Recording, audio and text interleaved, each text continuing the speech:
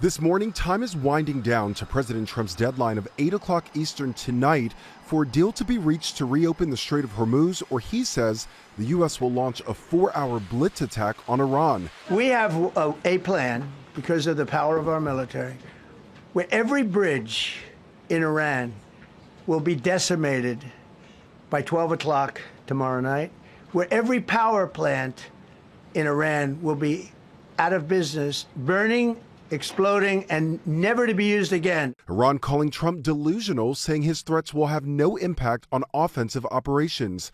New video online shows one of Iran's multiple strikes in the region targeting energy infrastructure and oil facility in Bahrain. You can see a failed attempt at intercepting that strike. Ahead of tonight's deadline, President Trump insists the people of Iran want the U.S. to target their bridges and power plants if necessary. They would be willing to suffer that in order to have freedom. But critics question Trump ramping up his rhetoric, including his profanity-laced message to Iran Sunday. This is a mockery not just of Islam, it's a mockery of Christianity.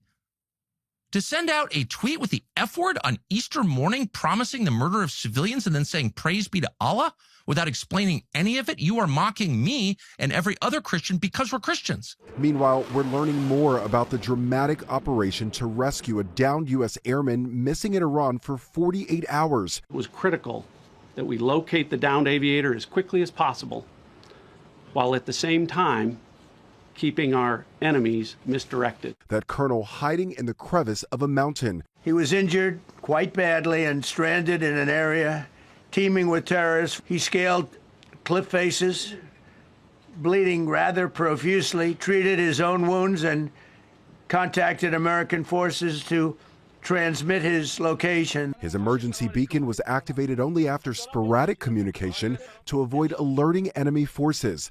The U.S. launching 150 warplanes and flying specialized helicopters to reach the rugged mountains. President Trump upset about an alleged leak to the media about the fighter jet that was shot down.